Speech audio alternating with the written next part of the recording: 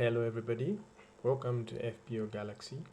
My name is Gordon, and in this video we're going to be reviewing my team in game week number 2. Yes, we're starting from this game week because game week number 1 really was a tragedy. As you're able to see, I turned on my wildcard, and the team that I was going into game week number 2 was a wildcard team. So in game week number 1, started off badly. Of course, some players that were expected to do well didn't haul, and of course some teams like Liverpool, because of conceding so much, the defenders there collected 1-pointers, which wasn't so good for us who put our trust and faith in the Liverpool defense. Yeah, so this is a game week 2 review that is centered on my team, and I would just like to go through what I did, the wildcard that I turned on, and see what points I got from here. So for starters, this is my points overall, what I got, the rank that I got. I should mention that before this game week, that is game week number 1, I was ranked around 7 million, somewhere there. It was pretty bad, but so I was able to cut down by 2 million. So in this game week I was going in with, I made 1 transfer. Of course, this is a summary of what I've already done. That's why it's able to show 1 transfer there in preparation for the next game week, which I'll get to in a bit. So of course there was a wild card, and I made several changes to what was some kind of like a template team. Yeah, so in this game week, in goal I put in Rare, who gave me a solid 7. The Brentford team did really well. They defended very well, and Rare was able to collect 1 point as a save point because he saved about 4 of those direct shots, and that's why I was able to collect 1 point. Yeah, so if a goalkeeper saves about 3, those translate into a point. So had he reached 6, those would have been at 2 already. So Rare, as most managers, have him in goal because of the potential save points. So even in instances where he concedes, he's able to give you those save points. For example, if he had conceded in this match just once, he would have gotten 3.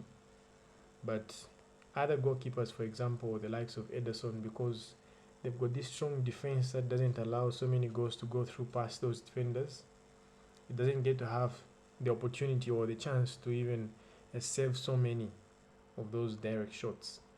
Rare, on the other hand, there are so many balls that come direct onto him, and that's why he gets to save so many of those balls, which translates into FPL points. So in goal, I had Rare.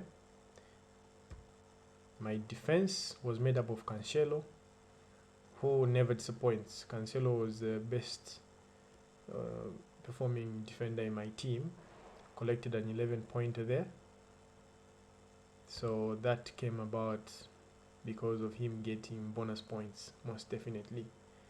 Then I had Walker there. Manchester City is a team that is scoring the best in terms of defense, just like they did last season. They've continued with that pedigree in terms of defense. So if you want those points from the defenders, you can trust Manchester City players with such. So I had Cancelo there. I put in Walker, who is a budget defender at the moment. He's kind of nailed until such a time when he's going to lose his spot. Yes, Man City have signed a number of players, among which is a left back who might be able to push Cancelo to the right back position where Walker plays. So this is something that we just have to keep an eye on, as Walker might be affected soon. Then my third defender there was Zinchenko. Yeah, my reasoning behind Zinchenko is one prolific player. He's a defender who moves from behind up until the third part of the field. Yes, the attack. so he's easily able to get those assists, and just like he did in the first match, which I wasn't able to collect from because I had benched him. You can imagine that's how bad my game week was. I benched Zinchenko so that I don't get to lose points because I wanted him to be in the team beforehand, but I had benched him not knowing, of course, that he would be able to hold. He collected 12 points in the first match. That match was against Leicester. So, no, that match wasn't against Leicester. That match was against Crystal Palace. Pardon me.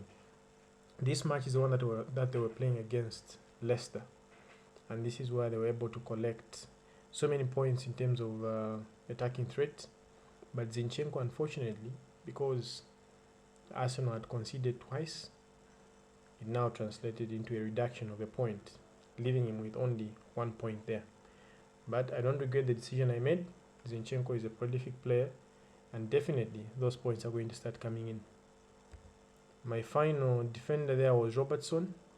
Yes, I don't have Trent in here, and for most this would be a dangerous move because Trent is one of the best FPL defenders because of the attacking threat that he has. Each and every time you're watching Trent and you don't have him, you're going to be on your toes because he's able to put in those crosses that can translate into goals, most definitely giving him assists and bonus points from there. So in this game, Trent almost collected 2 bonus points, but because of how prolific Elliot played, Elliot got the 2 points. Diaz got 3 points from this match. Trent ended up getting a point, and Robertson, because he was being substituted before Liverpool had equalized, he only got 2 points. Yeah, most people are removing Robertson from their team. Yeah, definitely because they could be shifting the monies elsewhere, like in midfield, upgrading to the likes of Diaz, who is doing so well in the absence of Darwin Nunes. So that's why some people are kind of removing Robertson, but I'm putting my faith in him still going into the next match.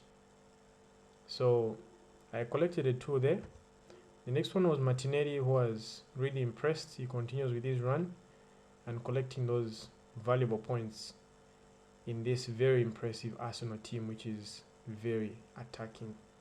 Then Kulusevski, definitely I wasn't expecting so much from the Tottenham attackers because this was one of the toughest fixtures they could have in the first fixtures that they have. Definitely this is Chelsea, a team with one of the best defenses, even though they were shaky in the last part of last season.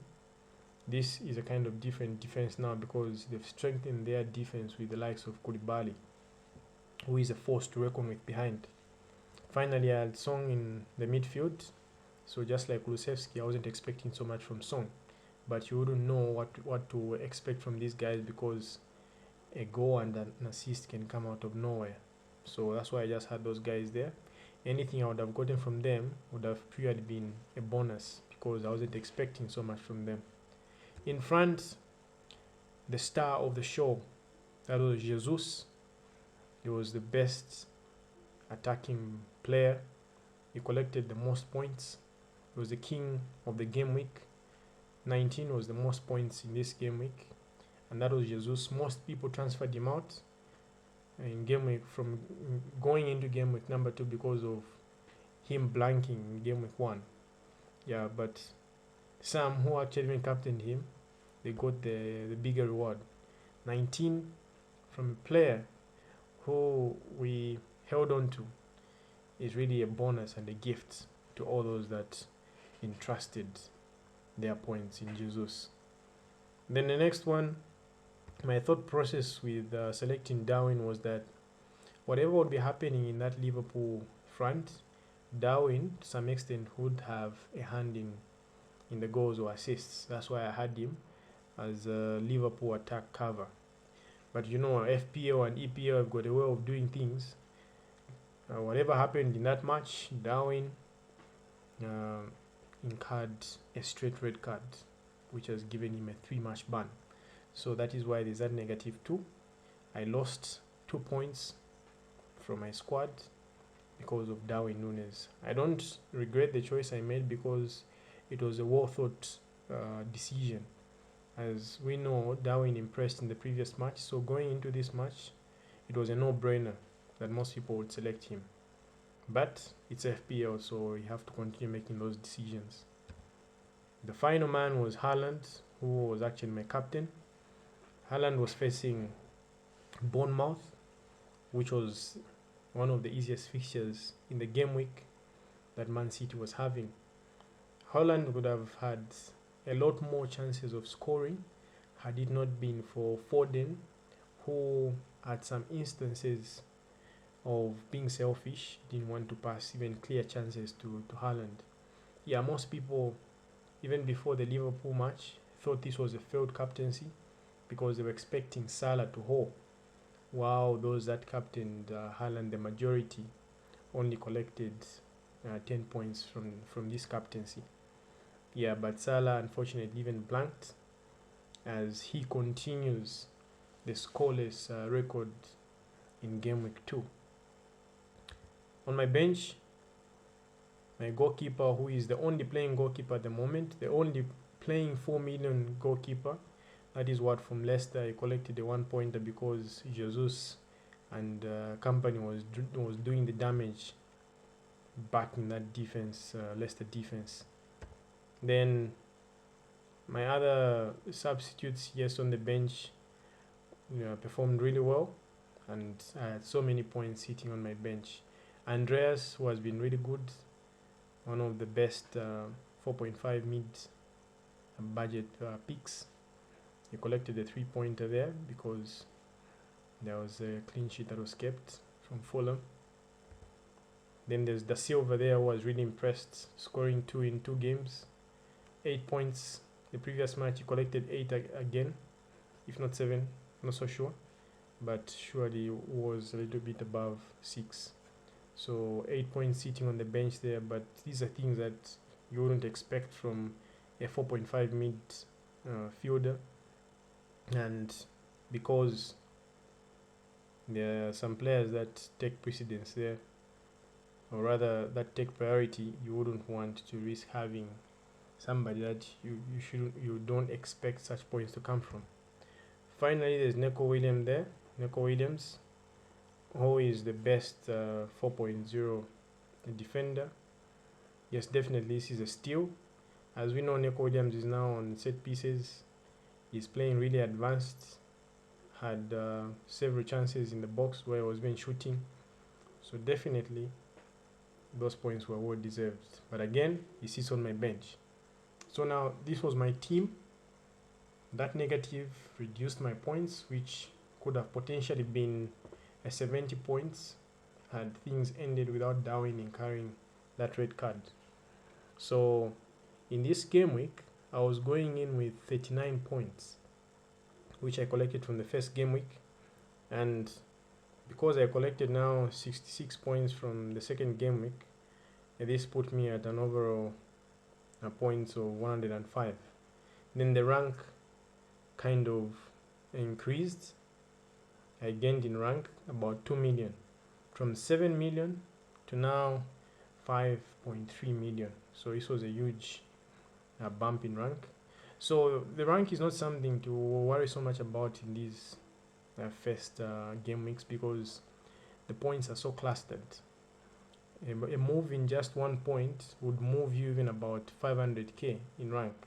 That's how clustered these points and the rank is. So of course you want to progressively play well, but you shouldn't be so obsessed about getting the best ranks in the first few game weeks.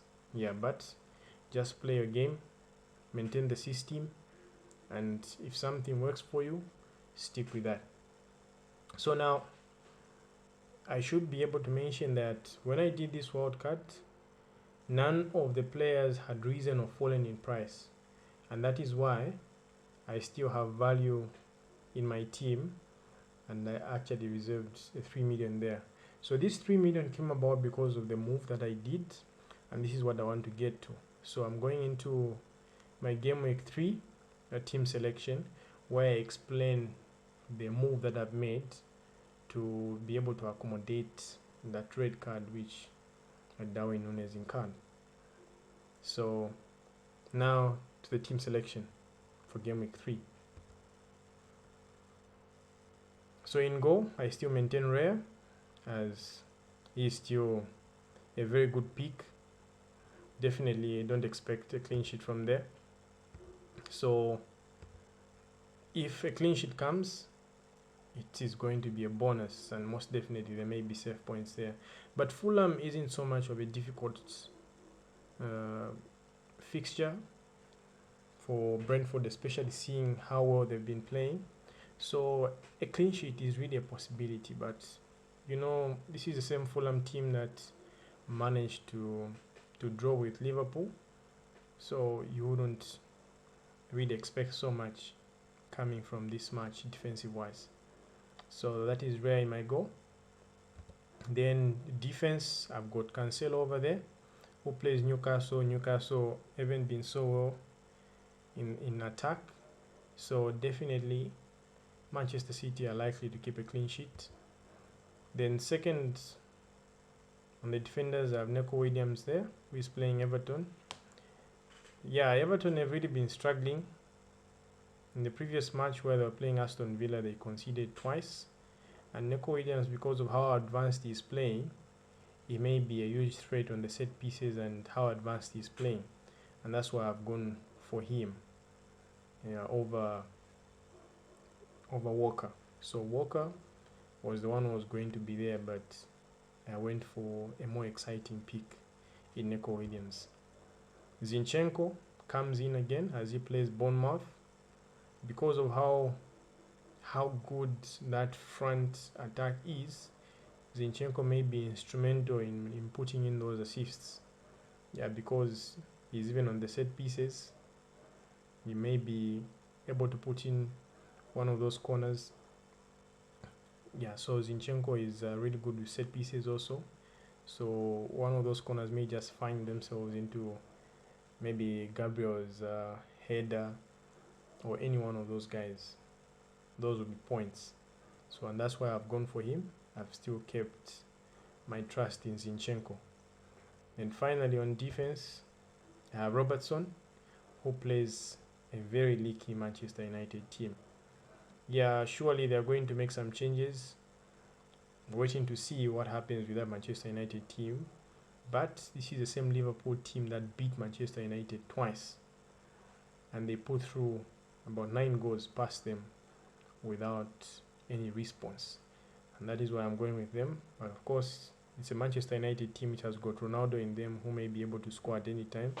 So I'm putting in Zinchenko there because of the possibility of having an assist or even a goal, because of how advanced he's playing. He's playing really advanced and finding himself in those scoring positions, and definitely is going to be a steal when he starts putting in those attacking returns.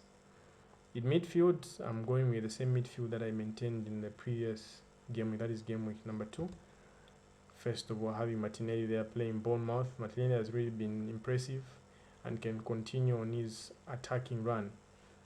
Then Kulusevski plays Wolves, who have also struggled with goals, but definitely Kulusevski may be a formidable player in that squad, who may be able to cause a lot of disruption from the right side there, as he has got that dangerous left foot. And finally, I've got Song. Song is not somebody that I can even talk so much about. He's been Tottenham's best player last season and been showing those signs this season too.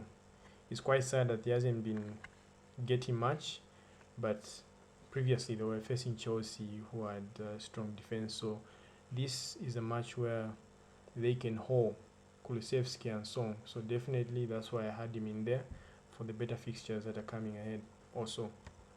Then my front three is made up of Holland or Haaland, depending on where you come from. Yeah, Haaland is playing Newcastle. This is an away match which could see them scoring big time also.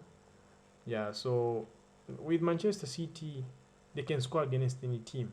If they're able to score against Liverpool, there is no team that can hold them back from scoring, because they've got some of the most creative players in the likes of Kevin De Bruyne, Foden over there. So surely that attack in Manchester City is not an attack that you wouldn't afford having a player from, because you'll be watching the match at the edge of the seat each and every time you're watching, because they're just so good when it comes to attack.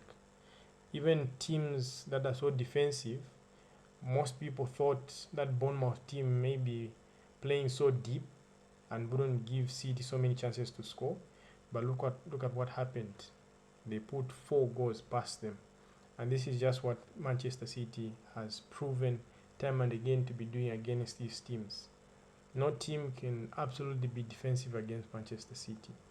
So I've got Haaland there, who justifies the position that Manchester City has, the attacking threat.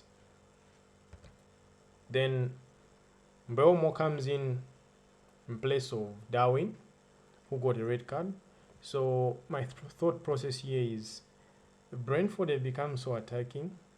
Yeah, most people are going for Tony, but I thought, well, why not have a differential there? I may be punished by this, but I mean, it's not like everybody has Tony, so I may just be able to get something out of that. So whatever is going to be happening there, I just feel Mbeumo also may have a hand in it, and I hope he's going to get an assist or a goal from this very fixture.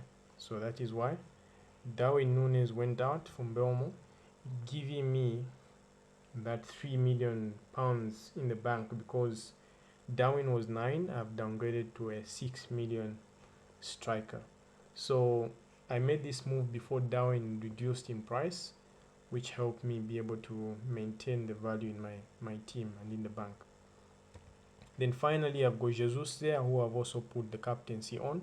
He's facing Bournemouth, who conceded 4 goals against Manchester City.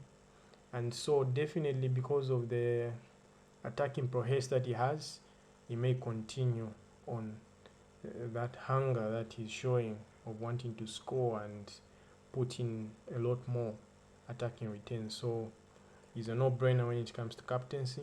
Of course, he's rivaling the likes of Salah, who also play a league Manchester United.